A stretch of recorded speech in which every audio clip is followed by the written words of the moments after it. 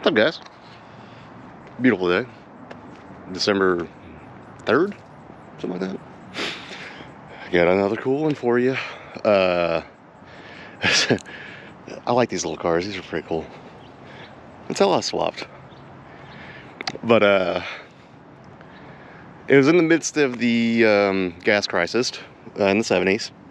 So they Chevrolet's answer to the sports car was, let's make them a little smaller, and then kind of have like a little small fun-sized car. This is a really cool one though. It originally came with a Buick 3.2 or 3.8. I think it was a 3.2. Kind of an oddball thing, but it is a 78 Vega Monza Whopper.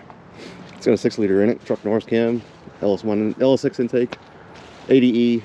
It's got a 13-inch wheels on it. So let me see if we can get this hood popped. He said that this thing is kind of odd sometimes, and it looks like it probably is. Let me get this hood popped real quick. Yeah, just a basic LS swap. This is pretty tight on the steering shaft there. We just put some 50-pound injectors in it, and I just flashed it. Got it. Sweet. Little tricks to it. But yeah, a little two-door wagon Monza, man. The 78 model.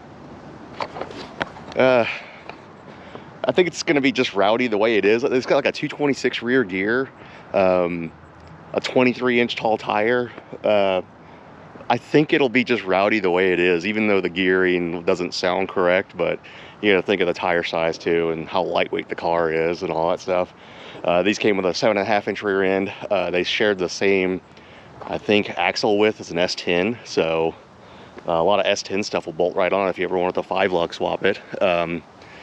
Pretty neat old car. This thing's clean though. He said he drove to Minnesota to pick it up and then swapped it. So pretty cool. So I'm flashing a O2 Tahoe tune on it right now. It's flex fuel and ADE segment swapped. And then let's go dial this sucker in. All right.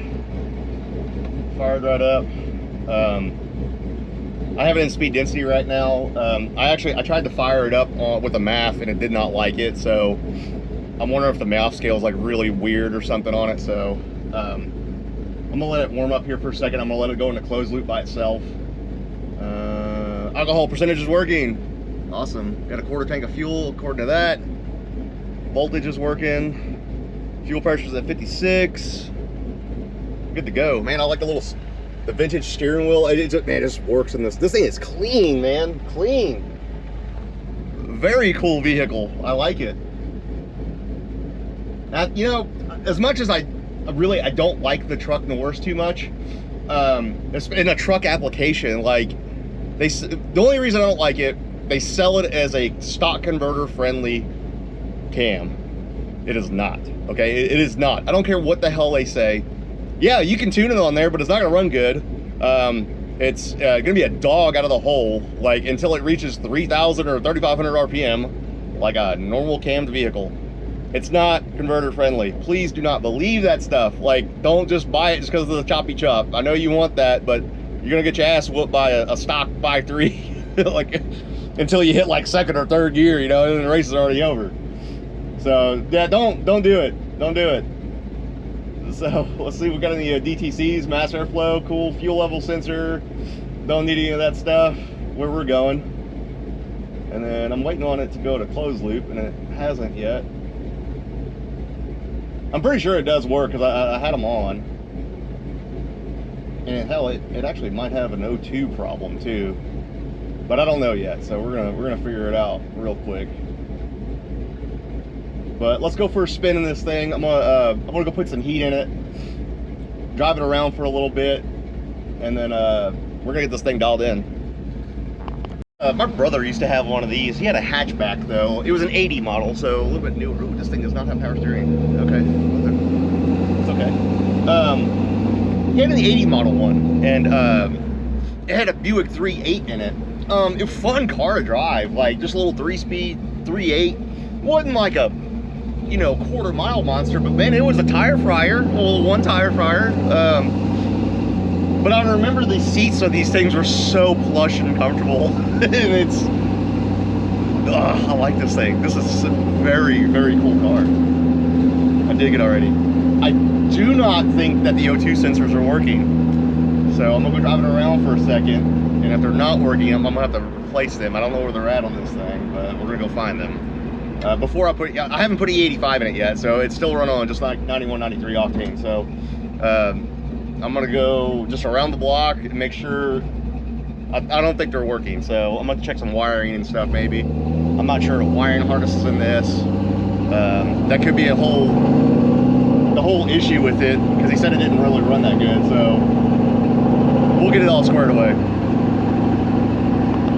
I still don't have any O2 activity out of it. I think I'm gonna give him a shout and see if he wants to change them real quick.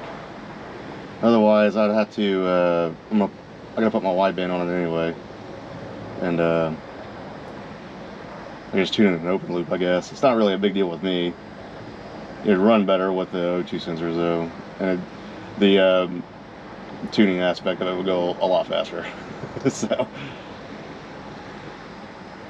it doesn't run bad, but I mean, I have a bass tune I've used for this, you know, cam for and this engine combo, and it works really well.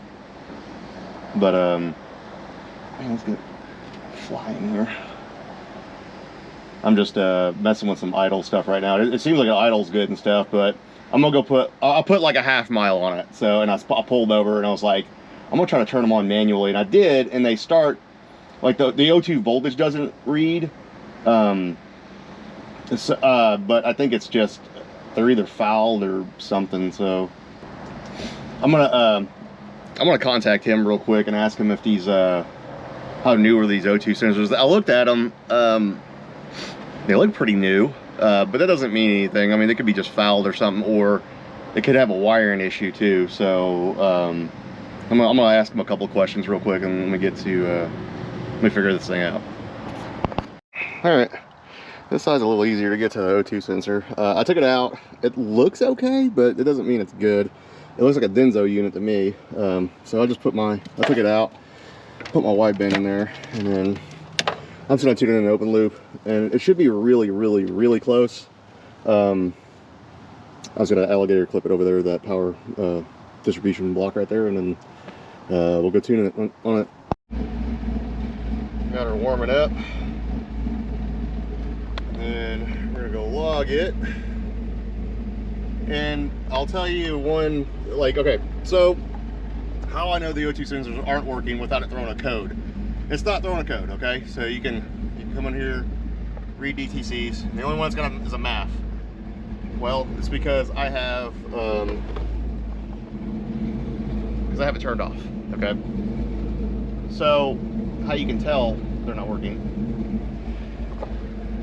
the voltage, steady middle 400 or 0.400 volts, they're off.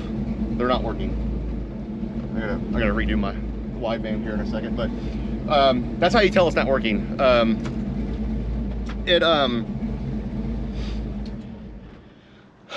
If you turn them on, this thing.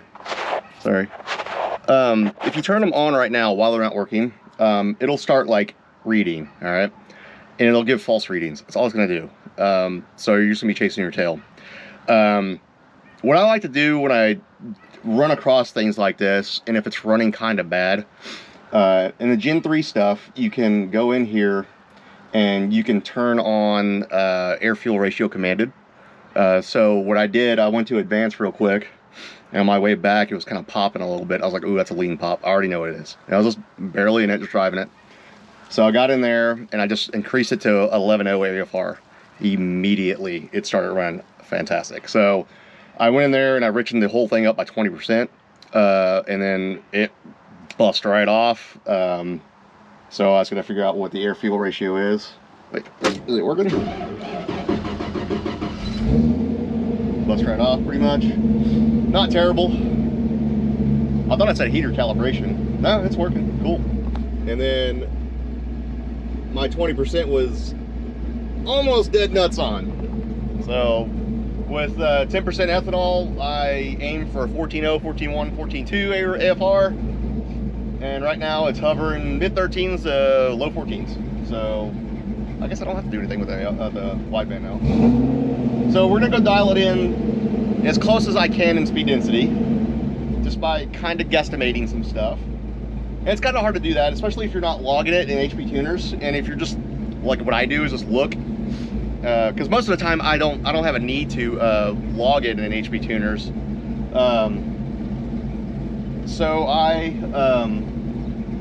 most of the time I just use the factory O2 sensors if they're working, and dial in the wide open throttle AFR with the wideband. Or if I'm having major trouble like this one, I will use the wideband for everything. I just don't have a way right now to log the wideband. I can technically wire it up to the factory PCM and log it with like an EGR port and all that stuff. But this wideband's so old that I don't have the proper hookups for it. Now, if I had like a newer AEM X series or something, I can do that. But I like this wideband. It works too good to get rid of it. Oh yeah. Really light on its feet. Really light on its feet. So I'm gonna go drive it around a little bit. I'm gonna go dial it in speed density. I'm not gonna do too much on it, recording wise. And then I'm gonna throw it back in math only, and we're gonna go dial that in. That'd be a little easier to do than the math, because it's just linear. Like, it's not a big table, you know, with a bunch of cells in it. There's only, you know, just it reads certain hertz, and that's where it's wanting to be at. So that'd be a lot easier. And then after that, I'll put it back in blended. And then I think we're gonna go. I'm gonna dial it in on this 91 octane first, and then I'm gonna go put some E85 in it, and then see where the fuel trims are. And then it should be okay. But yeah, it seems like it runs great right now. I didn't even drive it with the other tune that he had in there. He said it didn't really drive good and stuff, and hell, I believe him. So honestly, part of the reason probably could have been the O2 sensors, just being honest. I'm gonna have him swap them out though. And if I think he has an MPVI 3, I believe. So hell, he can just send me a log, you know, remotely, and then I can just dial it in remotely. That's not a real big deal. It shouldn't take too much with this one. All right.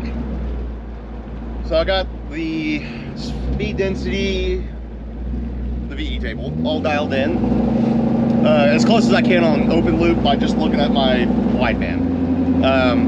I put it back in math, and that's just boring. So I just same concept, but like again, it's just a linear graph. So I just kind of went even with it, made it nice and smooth, and then I had to take a bunch of fuel out in the upper RPM.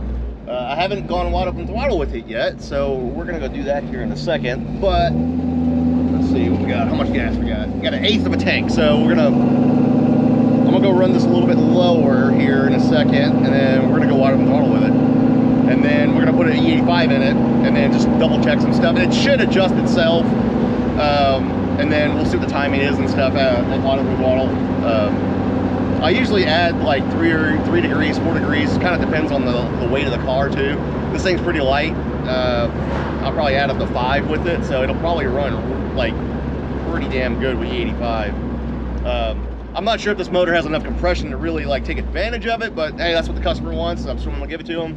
But hey, it's always cool. It's just a sensor, you know, and some injectors. It's not really a big deal. As long as you have the pump and injectors and the sensor, run it. Why not? It'll work. The speedometer's dead nuts on. It's a cool little car. I like it. Drives really good. Yeah, let's go. I'm gonna go find a spot real quick and go wide open throttle with it. All right, I figured we'd just get on the on ramp, and I'm just gonna head to the come and go over here and just put E85 in it. But first, we gotta do some wide open throttle action and see what the air fuel ratio is. I bet you it's dead nuts on. Let's see if I can see it. Yep, I can see it. I'll get straight with it, so I'm not like in a curve trying to hammer on it.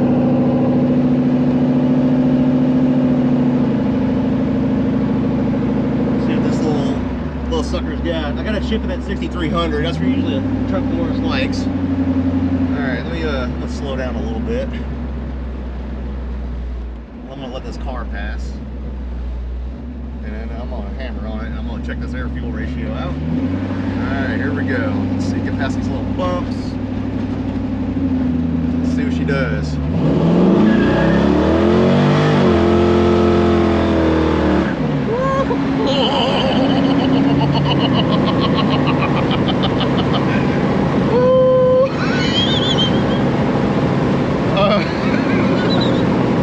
It just, oh God. It just spun the one little tire. Oh my God. It just smells like rubber in here now. Sorry, dude. I didn't mean to like burn the tire.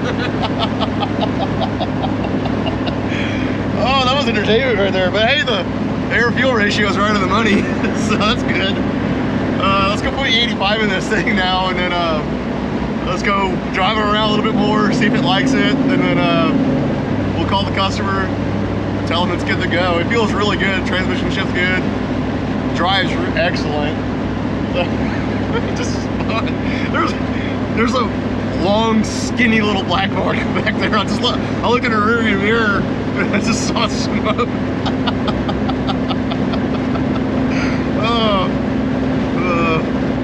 Sometimes I love my job. Like it's great. Like this thing, it's not the fastest thing in the world, but this thing is a ton of fun. Oh my God.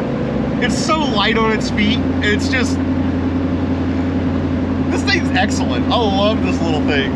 Like I would fix little minor stuff with it and just like daily drive it. Like this thing is awesome. This is probably, okay, so honestly, this is probably the first time a truck Norris cam has actually impressed me. Like it's pretty good in this little thing, but I mean, it's also a lightweight little vehicle. I mean, what do these things weigh? Like maybe 2,500 to 2,800 pounds, you know, like sopping wet. What was that? Something went back here. I don't know what that was. Something like the gas tank moving around, kind of weird. But yeah, this thing's perfect. This thing is awesome. You don't even need to upgrade the rear end as like at the power level it's at. Like it's not gonna hurt it. Like there's no way it's gonna hurt it. And if it does, just put another little 7.5 in it. Like just drive it. I know the transmission ain't gonna blow up in this thing. This is a 480. Like it ain't gonna blow up. All right, what size is the gas tank in this thing? All right, let me put some. I gotta figure out what size the gas tank is. Let me find out. All right, so we got her filled up with corn. Got about 60% or so. It still had a little fuel in it, but you know, the more you run corn, it'll get a little bit better. Like right now, I don't know if they switched over to the winter blend or not, but I know it like varies a lot around here. So it could be anywhere from 55% all the way to true E85. I have personally never seen true E85 around here out of the pump. I've seen it as high as 79%, so that's not really a big deal. You know, but hey, it's a pump. You know, E85, it's very abundant around where I'm at. I'm in Oklahoma, so it's everywhere around here. One thing I always suggest though is just putting a sensor on it. Just let it do its thing. I don't really like doing a true E85 tune, like that's just raw, no sensor E85, unless you're truly running it out of the can. Like if you're running out of the can, that's fine, you know, but I don't really like doing E85 tunes without a sensor. Little Lambo right there. Pretty cool. Not as cool as the Monza though. So with the E85 you can run more timing, and the cylinder temperatures are a little cooler. So that's the main advantage to it. To really take advantage of it though, you need more compression, and then you need more boost, or both. If you're running a low compression engine, I'd say like anything 9.5 and below, it's not worth your time unless you're boosted. But it's not it's not worth your time. I promise you. You're not going to gain anything. Maybe 10 horsepower at the most. It ain't worth it. This is, meh. I've tried it, done it. Doesn't work.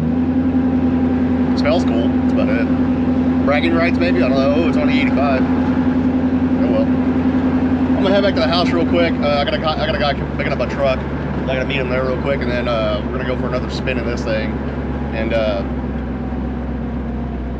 do a final little update on it. It's kind of pushing a little bit through the converter, coming up to a stoplight, and I think it's just a stock converter. So on this application, it kind of like this cam works pretty good just because it's a lightweight vehicle. Like, I mean, it's got plenty of balls down low. Yes, it can still use a converter, but like I said, I don't know why they advertise this cam as a stock converter friendly thing. Like in a truck, it's not. There's no way in hell this thing's worth it. Oh, man, I got a car lot going on here. All right, let me get this guy's keys back, and then we'll go for another spin in this thing. You know, I can't.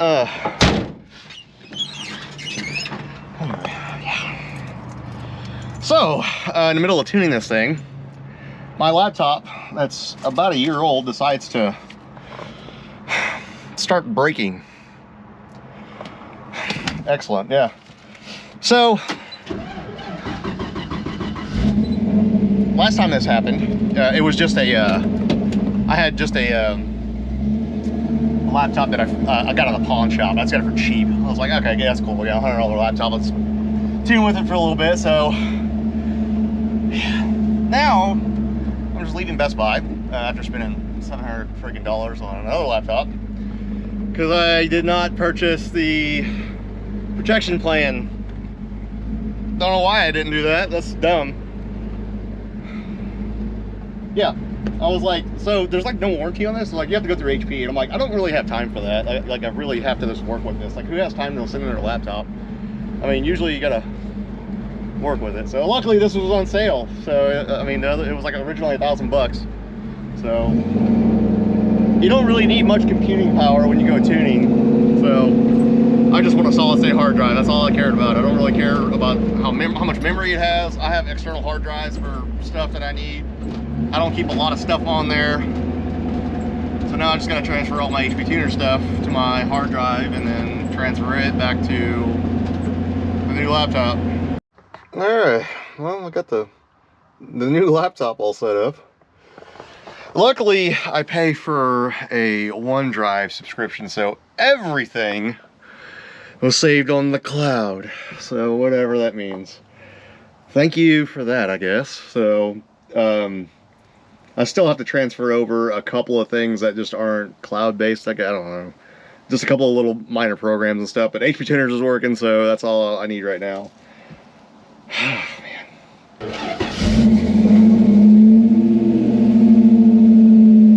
I'm gonna try to fix that flare up on start, and then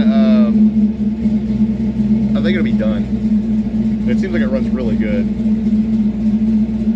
So let me go make up a little run real quick with this, and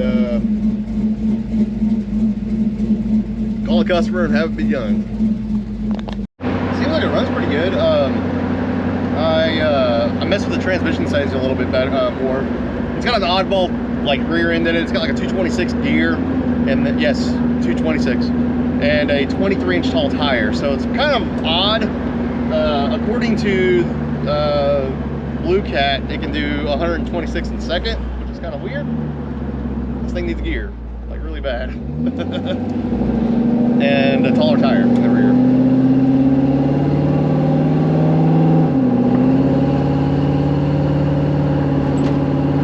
One of the logs I had, I could do like 100 in a second. It's pretty ridiculous. So we'll see what it does.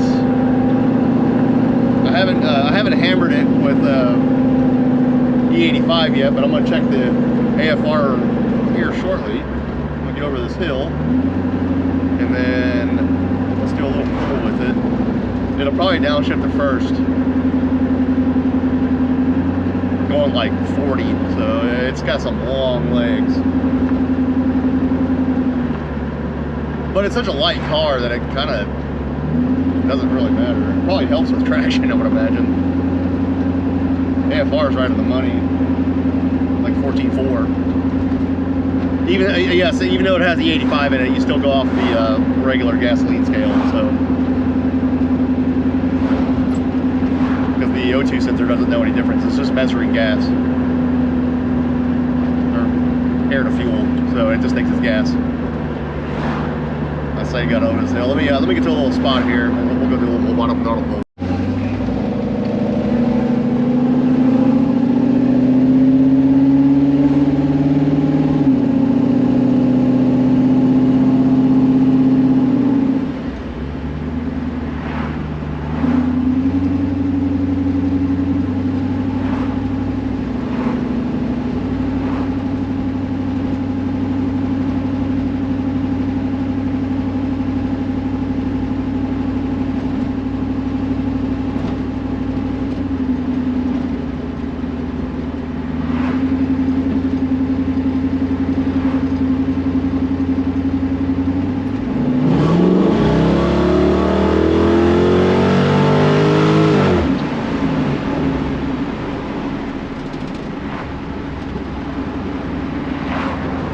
Yeah, it does like 80 in first.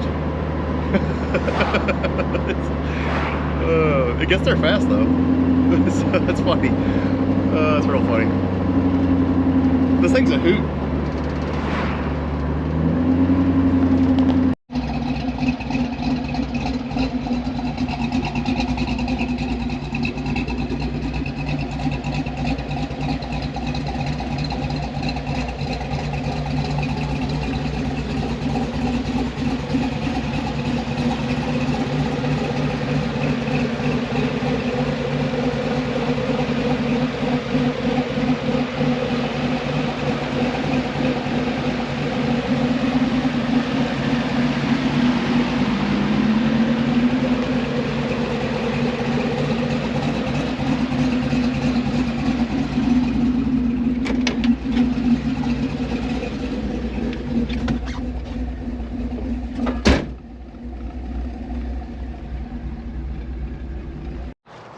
Well, that's gonna do it for this one, guys. It's such a fun car to drive. It really is. It's such a, you don't see them.